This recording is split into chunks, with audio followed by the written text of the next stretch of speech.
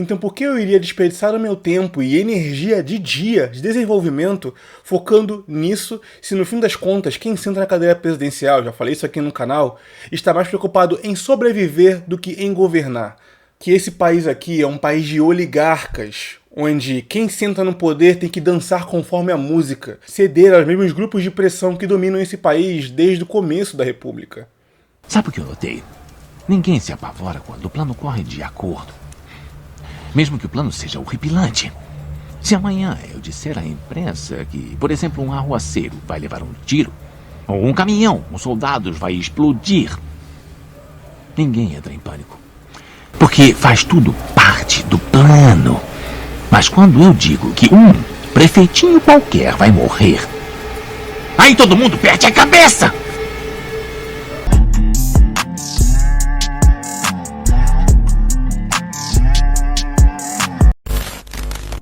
Salve, senhores.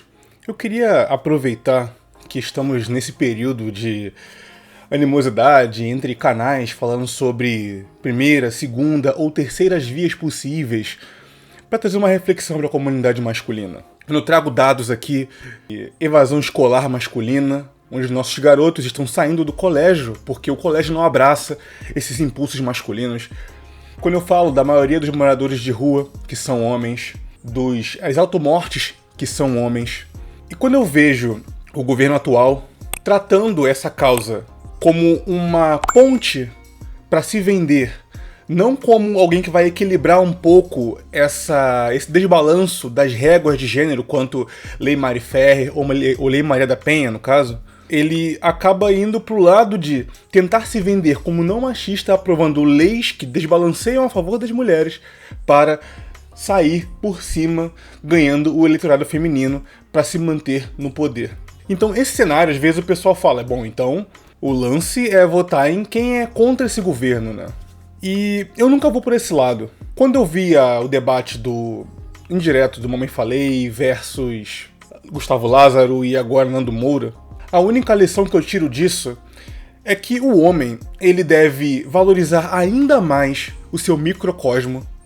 E eu disse aqui que o governo entende a mulher sempre como aquele ente hipossuficiente. De alguma forma, a máquina do Estado sempre vai tratar de tentar proteger a mulher de possíveis estágios ou situações de vulnerabilidade. É o que a gente fala aqui muito da descartabilidade masculina, né? A sociedade entende que quando o homem pede ajuda, é be a man. Quando a mulher pede ajuda, ela tem os amparos, as marcas, dizendo que ela é bonita pelo que ela é, enfim, o governo e seus auxílios, suas cotas. Esse período de eleição, ele é essencial para que nós exercitamos a nossa capacidade de saber transitar entre ideias, leituras e não sermos capachos de hashtags, siglas e grupos online. É uma forma essencial da gente estudar a nossa maturidade, de saber não só dialogar com o diferente, mas também de saber não confundir essas siglas online com as nossas identidades pessoais. Nenhuma ideologia, eu já disse isso aqui várias vezes no canal, vai resumir a sua história de vida. Antes de você ser conservador, socialista, ou anarquista, ou libertário, ou anarcocapitalista, você é, no meu caso, Ricardo, você, João, Pedro, Paulo, enfim. Então, quando depois de velho você tenta forçar essa barra para se encaixar nesses blocos pré-definidos, você vai se diluir no processo. E é muito fácil, a partir disso, você virar o que chamam-se de fã de político ou algo assim. E nesse caso, o pessoal pensa, bom, então você é um isentão? Pelo contrário.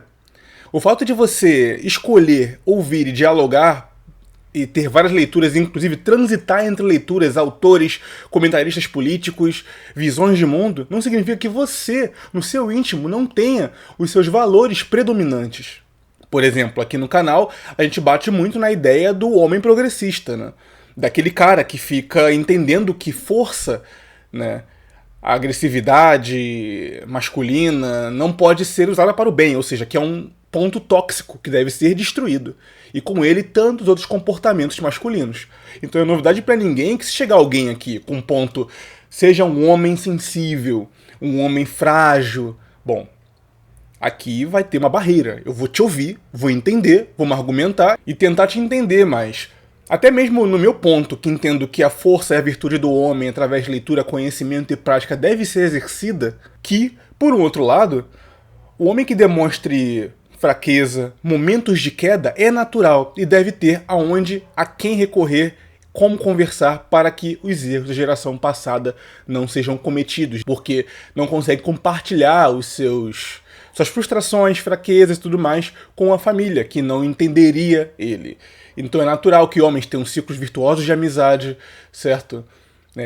Famílias de primeiro grau com que ele possa conversar e até mesmo pedir ajuda psicológica e terapeuta quando estiver fraco. Mas como eu comentei, o fato de você dialogar com os outros não significa que você não tenha em si as suas leituras e as suas tendências. Por exemplo, sobre os conservadores, né? João Pereira Coutinho, As Ideias Conservadoras, ótimo livro. Roger Scruton, também, Como Ser um Conservador e tantos outros, ótimo livro. Livro libertário, na verdade, né? Democracia, O Deus que Falhou, de Hans Hermann Hoppe, ótimo livro crítico também. Pare de Acreditar no Governo, né? Um livro mais liberal do autor brasileiro Bruno Garchagen, né? Ótimo livro. E ali na minha estante tem livros liberais, tem livros inclusive nacionalistas, de uma galera que muitos taxariam de esquerdistas, mas eu queria entender a mente desses caras, certo? Nacionalista do século XX, do século XIX e tudo mais. Coincidentemente, antes dessa bagunça, dessa briga na superfície aí dos influenciadores, eu fiz no começo da semana, né, uma enquete para saber um pouco do meu público. E, pelo que pareça, depois de conservador, o segundo maior posicionamento político aqui na base da comunidade do Conselho é nenhum ou outro. Ou seja, não se entendem como esquerdistas, direitistas, conservadores, enfim, trabalhistas. Tem desde anarquistas, nacionalistas, monarquistas, tradicionalistas. Tem de tudo aqui, né? Buscando o quê? Comunicar-se com a verdade. Quais leituras, independente dos rótulos, irão te levar para um caminho de se comunicar com aquilo que é real, com aquilo que é verdadeiro? Acho que essa deve ser a prioridade. Porque daqui a 2 anos, 4 anos, os governos vão e vêm, e o que ficam são as manchas que eles causaram na sua capacidade de enxergar o mundo. Por isso que eu entendo o lado do cara que é mais pró-governo atual, né? E vota sem saída, ou antes ele do que o outro. Tem aquele que vai votar convicto para a reeleição e tem aquele que vai votar pelo menos pior, que é padrão aqui no Brasil, né? Por isso eu entendo o Gustavo Lázaro, que diz que vai votar ideologicamente, né? Independente do lado, ele vai votar naquele que conversa mais com os valores dele, não se apegando a detalhes ou questões de corrupção, de hipocrisia, de politicagem. E eu também entendo completamente aqueles que se abstêm completamente disso que hoje parece um circo. Eu, sinceramente, apesar de entender o voto ideológico, tendo muito a esse lado aí. Porque faz tudo parte do plano. A gente fala muito aqui que as pautas masculinas, não só pra você que é homem, mas pra você que é pai, ou para você que é mãe e se preocupa com o Brasil do futuro para o acolhimento do psicológico, físico e afetivo do masculino, não tem muito esquerda e direita, já que no fim das contas, quando ambos estão encurralados, sacrificam os homens no altar para pagarem-se de desenvolvidos cuidadores do feminino e se elegerem, se manterem no poder. Todos, quando eu vou falar do que pensam sobre os homicídios masculinos, trabalhos insalubres, ficam sabonetando, dizendo que não, mas por um outro lado a mulher também, tudo bem. Mas e o homem? Foca na pauta, vamos conversar sobre isso? Não. Por quê? Por conta de não perder o eleitorado feminino. Achar que só porque você foca na causa de um, você está sendo sexista ou machista. Essas pessoas não são pais de garotos? Não têm primos meninos, né, que saem do colégio, têm dificuldade de aprendizado, onde a sua testosterona é confundida com TDAH quando tem 5, 6, 8, 10 anos, 12 anos de idade no colégio? Claro que eu tenho opinião sobre pautas polêmicas, como interrupção da gravidez, armas e coisas do tipo, né? Coisas que movem as emoções do público. Mas essas opiniões nem sempre estão dentro de um único bloco. E não há candidato ou grupo político que consiga abarcar e ser uma espécie de reflexo meu no Congresso ou na cadeira presidencial. Então por que eu iria desperdiçar o meu tempo e energia de dia de desenvolvimento focando nisso, se no fim das contas quem senta na cadeira presidencial, já falei isso aqui no canal, está mais preocupado em sobreviver do que em governar? que esse país aqui é um país de oligarcas, onde quem senta no poder tem que dançar conforme a música, ceder aos mesmos grupos de pressão que dominam esse país desde o começo da República. Quem fala muito disso é o Bruno Garchargen, que tem essa veia monarquista nas redes sociais. É um ótimo livro, inclusive, introdução do porquê os brasileiros não confiam no político, mas amam o Estado. Enfim, isso aqui foi uma conversa, queria aproveitar esse burburinho todo, inclusive indicações de livros, leituras de card e tudo mais, tá na descrição um índice da comunidade, para você se aprofundar e tudo mais. Espero que essa conversa aqui, mais informal, sem pauta definida, temática, tenha te gerado alguma provocação positiva na sua vida, né? Eu entendo o Lázaro e o seu voto menos pior. Eu entendo o Nando Moura e o seu sentimento de traição por ter, em parte, colaborado para colocar o atual governo do poder e ver que, no fim das contas, ele dança muito mais conforme a música do que se apega às pautas conservadoras que o elegeram. Mas eu, sinceramente, passei dos 30 e tô cansado de ficar disputando sobre o menos pior.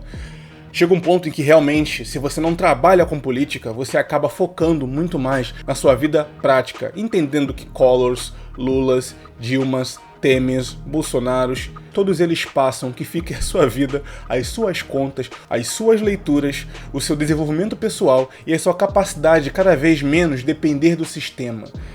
Você tem uma escolha. Como você vai gastar essa energia nos próximos 2 meses até a eleição, ou nos próximos 4 anos, independente de quem estiver no poder.